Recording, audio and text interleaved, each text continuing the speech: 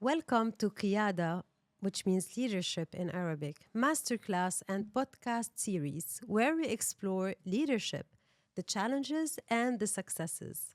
If you tuned in to our last episode, you will remember that we introduced the idea behind this project and the inspiration that drove especially Hiba to create it. Today, we're diving into one of the most important aspects of leadership, the challenges that women face in their journeys and how did they overcome these challenges. So, Hiba, I actually remember that you shared, this personal story with me, and the journey you've been through sort of resonated in a way with a German saying we have, or a German sentence. And it basically goes, wer das Problem hat, hat die Lösung in sich. And it means if you have a problem, you also have the solution, or at least the potential to solve the problem. And it resonates, I think, perfectly with your personal journey. Now let's go to the research, the literature and the interviews. And I know you will tell us a little bit more, or actually a lot, about what the 40 interviews said. I'm going to give the audience a very, very short introduction to what the literature, the academic literature, the discourse said before you started your research. Now, we sort of clustered the literature in four broad themes. And it is, of course, literature across the social sciences concerning leadership, concerning the role of women in leadership across different parts of the world. And it was four broad categories. Number one, the problem of foundational aspects. So challenges with self-awareness, knowing yourself, knowing what you want, appreciating your own strengths, dealing with your anxieties, knowing what your purpose and your authenticity is. Number two, the skills and the personal skill development, such as communication, assertiveness, networks, codes, norms, negotiation skills, everything that sort of helps to be competitive in the business world and beyond. Number three, very important, purpose, knowing your purpose, and funnily enough, in relationship with money. So how very often can we deal with doing good to the world, but also making money with it? And number four, relationship management. The importance of networking, having allies, people who mentor us and support us in the workplace and families and our personal relationships, partners, etc. Now, this was a very, very broad, overview of what the literature says where the key barriers and challenges are, especially for women. Hiba, you did 40 interviews. Now, that was the literature. I know you did 40 interviews, 40 important interviews with women leaders in different parts of the world or working in different parts of the world. And you came up with three broad categories, actually, sort of, speaking to the literature, but also offering new avenues. It's personal, it's interrelational, and it's the environment. Now, would you tell us a little bit more about the personal ones, Hiba? Exactly, Louise. Let's see together what still applies to the challenges of women leaders today. So the first category was personal challenges, as you just said. The first would be self-limiting beliefs, doubts about abilities, potential, a lack of confidence in your capacity, whether to take a job or to take a promotion, the imposter syndrome, the famous one, trusting your decisions and your intuition. Second would be discomfort with failure. Women tend to have a fear of making mistakes and difficulty embracing failure as a learning technique. Women tend to have more high standards and perfectionism. So they would struggle to balance the desire for excellence and self-acceptance. Alignment with leadership goals, as you just said in the literature, challenges in aligning personal goals, desire, and motivations, and knowing yourself, knowing your own leadership style, with the pressure from society to adopt masculine codes. And we'll see that in another category as well. And finally, it would be work-life balance in the category of personal challenges. And so difficulty and struggling with balancing family and career responsibility. Would you be happy to share the second big challenge women face today? Of course. So based on the 40 interviews you did and the thematic analysis that lies behind it, the second big cluster is interpersonal challenges.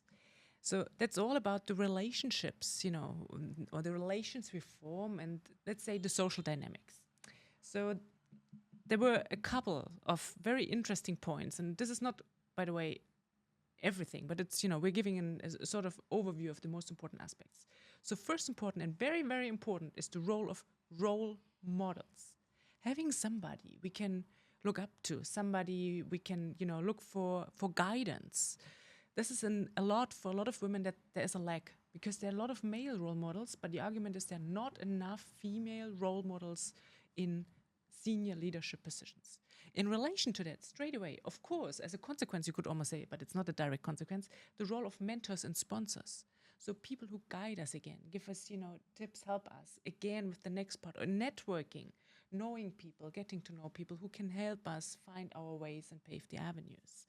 So this all goes in relationship with the role of female solidarity. That's what we called it, in the paper. So a sort of, unity, building like a safe space, but also a brave space where women are not just in competition. And this is a serious, challenge. A lot of women are, instead of collaborating, in competition with each other. And we don't have the complete solution yet how to tackle that. But moving from competition to collaboration is absolutely key for women to sort of create their own networking spaces. And then, of course, there are certain things that also showed up in the literature, like dealing with gender stereotypes, or certain expectations that are, being the caring, the warm person, expected of women. That in relation to certain biases sometimes about female leadership styles, because they relate to these expectations. And then, last but not least, very important as well, the role of partners and household responsibilities. Now, what do our partners, our relationships, how they influence our choices in life? How do our children, if we have, influence our choices in life? And very, very important point indeed, Luise. So some challenges, or the first big category, was related to ourselves and how we deal with ourselves. The second one would be how we deal with people. And the third one would be the environment in which we are in. So in environmental challenges, we found workplace cultures, especially in male-dominated environment, as they were called. They were described as being very competitive and very sometimes aggressive, with toxic leadership environments, with lack of collaboration. That is not an environment where women would actually thrive in business. The second one would be leadership challenges related to crisis role. And I was amazed to find that sometimes women are attributed a certain high leadership position only because they know that the company is failing or will eventually fail. And this was described as the glass cliff phenomenon. Glass cliff. Glass cliff, yeah. So we now have the glass ceiling and the glass cliff. We have the whole glass collection. Third would be the career development barriers. So in this environment, am I able to get promotions? Am I able to reach senior leadership positions or not? Do I have good feedback? Am I evaluated in a objective manner? We also have some organizational structures, some rigid policies, for example, or lack of flexibility in childcare options, for example, or inflexible career pathways. We, of course, have, joining you with the interpersonal challenges, we have discrimination, harassment, and microaggressions that are still persisting, maybe because of the lack of awareness and maybe because, the culture is still there. Wow, so some of this resonates with the literature, but some points also go beyond what the discussion already said. Now, you're going beyond, or the papers we're working on are especially going beyond, not just concerning the challenges, but the question of, so what do we do? Exactly. What are the strategies that worked? Because women are now leaders, they're in the C-suite. So how did they escalate within all of these challenges? Now, we're not saying that all the strategies are good, because sometimes, for example, women adopted masculine codes because they needed to abide by the cultural codes and get there. But we're just, transferring the data that we have to research. So the first category, which was the personal strategies that we said, Responding to the personal challenges was taking action and advocacy. And we can relate to that because that was one of the things we actually did to move from the challenge into the opportunity. Absolutely. As we described it. A lot of coaching to build resilience and overcoming self-doubt. Yeah. It's important to have coaches, mentors, and people who help us embrace failure, learn from it, change our mindset from failure to opportunities, and these kind of personal growth goals that we do. A lot of exploring your leadership styles, knowing yourself, knowing what you want, and the price to pay to get there, and accepting this trade-off to get into the position you want, trusting in your inner strength and adaptation, and developing competences, of course, with the help of coaches and mentors. I'll let you now do the interpersonal category strategy. Thank you. So this is all related very much to working on, a lot of introspection, but also, finding the right tools to grow, if I understand that correctly. So that is highly important. And that might also relate to, as you just said, the interpersonal, so the social dynamic aspects. And to summarize what some of the key points, it's again using not just the personal growth, but again building the network. Something we highlighted before. There was a clear strategy that women need to build their own networks, need to find the allies, the mentors, the sponsor. That can be female; they don't have to be, of course. But we see a big potential in building female networks, of course, always towards inclusivity, but to have the support really from going from competition to collaboration. And fostering this collaboration, nurturing in it, trusting each other, building this trust, building solidarity is absolutely key. Using and, of course, also developing the empathy and the ability to listen to each other. The ability to listen to each other and then support each other's growth is absolutely key. And then, of course, something that might already have shown up in the literature, being effective communicators, being clear in the communication, and, handling relationships. Communication, Luise, was also one of the strategies that women use to overcome organizational and environmental challenges. Because they learned a lot about negotiation, factual communication, and always bringing the conversation into tangible results, whether to get promotion or to be assigned to a certain job. So it was a transition from emotional to factual communication. But isn't that also a move again from what is usually described from the feminine energy to the, I'm talking energy, not feminine energy to the masculine energies of, should we really drop the emotions? Of course not. This is why, like today, the tendency is toward empathy and keeping the positive aspects of female leadership, even if today we don't like to call it female leadership or masculine leadership. We don't believe there is such thing. We believe there is a skill. It's empathy, and that all genders must have it, regardless of, the gender they identify with, right? Yeah. Oh, great. Okay, so coming back to the organizational aspects, I know there were a few more you wanted to share. Yes. So for the organizational aspects, some of the strategies of coping with organizational challenges would be to adopt, unfortunately, masculine codes in order to make it to the top.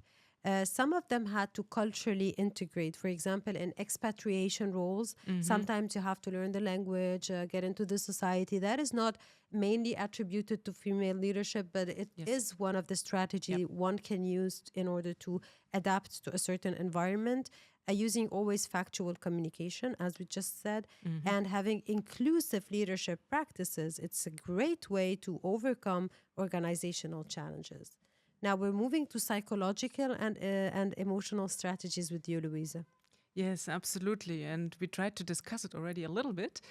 So let's take a deeper look. Shifts in mindset and managing emotions. Oh my God, managing emotions. I don't even know if this, and effectively, whatever that, means. So let's break it down a little bit. So it is basically understanding barriers, understanding challenges as potential for growth. Exactly. It's exactly, and it's also exactly your story, Hiba. It's like using the challenge. It's easily said. It's of course very, very difficult to do this. But it is one important message, strategy the women you interviewed with, described. And it is about accepting, and this is so hard, accepting that things are imperfect. Exactly. I still struggle with that every day. Yeah, me too. Of course, it's, these are leaders, these are senior leaders who share their experiences with us. And it makes a lot of sense, but living through this is definitely not easy. So accepting the imperfection and using the imperfection to still, or to even to strive and improve. So it's not about being perfect. No. It's about working with where we are, accepting the challenge and figuring our way out. As in the many conversations we've had, you've described to me that it's about accepting the challenge. That's what one of the interviewers said to you. And then figuring out the way. And doing the best you can. Exactly. With the resources you have and the time you're in. Yeah, absolutely. And now we've discussed a few, but I would like to know which one of the studies or one of the interviews, because I've already touched on some of the interviews, maybe surprised you the most, and what led to the surprise? Why were you surprised? So, of course, all the interviews were very inspiring. Mm-hmm. Some findings were surprising to me personally. Mm-hmm. The first one was the importance of appearance, where some women leaders described that they needed to cut their hairs or do some physical change in the way they look. I was a bit amazed because I know that it's already a lot to be preparing for a podcast or for a presentation or speaking with the board. But on top of that, you also have the challenge of how am I looking? Yeah. Am I being taken seriously? Is it only my looks? Or, Absolutely. all of these things that you have to do that are unrelated to the competencies. This is what surprised me, Luisa. What about you? What surprised you in this? Now, I love sports. I love doing sports. And I was really, maybe I wasn't surprised. Maybe it just touched me because it resonated with the personal experiences. And that is really the influence of sports or movement or, let's say, active engagements. There was one interviewer who said, let's talk sports. Yes, it's not just about the teamwork and the competition we learn. It's about how sports and being active shapes the way women lead and how they trust in their leadership journeys. Is it maybe, the drive towards perfection? And I know we've discussed the challenges with that, but, what it means to really, work in an environment that is challenging, that is highly competitive. So maybe it is about having this sense of dealing with it and dealing with the pressure. We don't know. We haven't fully explained it yet. These are still, the sports results we have. And it's one woman said to you, you shared with me that the sport opened doors as well to conversations. Exactly. So one of them said that having been a sports fan and a sport practicer, she was very comfortable around men, which made her escalate more easily also to the CEO position. And another one observed that within a sports event, she met with incredible women, and the majority of them became senior leaders. Wow. So she was discussing with me, is it because they are resilient? Is it because they like sport? Or is it just a coincidence? But in science, we believe also. More research, definitely, and that to be done. Yeah, but on the other hand, what was surprising as well was the competition between women, which is really,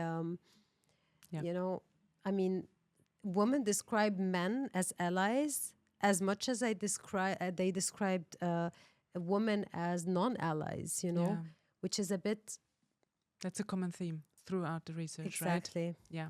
But it's a very disappointing one, and we're hoping to be able to do something about women-to-women collaboration, men-to-women collaboration, and man-to-man collaboration, of course. Yeah, and this is why the inclusivity, came in, and why you started to move away from just looking at women and, not playing with, separation. Of course, understanding the challenges of certain groups, in this case, women in particular, but moving towards inclusive leadership. This is your core argument, core argument of Luisa. You, right? Yeah. Yeah, this is why the core conclusion of the overall study, whether it was for business recommendation or for company recommendation or even for us as future leaders or as current leaders, that leading is not only about leading one aspect, it's about leading different aspects. Yes. And we categorized it into leading yourself, the number one, leading your emotions, your internal battles. Second, leading your personal life. Oh, yes. Leading your professional relationships, leading your teams. How can we sustainably lead teams without, exploiting people? Leading the change. We live in a VUCA world continuously changing, and we need to lead that change. Leading your business, which means you have to stay competent, up to date to the innovations in your field, in your business. Leading your career, always paying attention to where am I in this ascent to leadership? The other people who are with me in the company, where are they? Am I not evolving because I'm a woman or because I'm in this culture? Staying aware of your progress in your career. Leading your image, because as we saw today, more than ever, we need role models. We need to step into the light and be there for other people to give inspiration, and we need to lead our image. And finally, lead the environment. We need to know where are we, in which context, in order to be able to understand and to overcome the challenges. Thank you. Thank you for sharing this knowledge, for having me as part of this, and for doing this great teamwork. Thank you, Luise.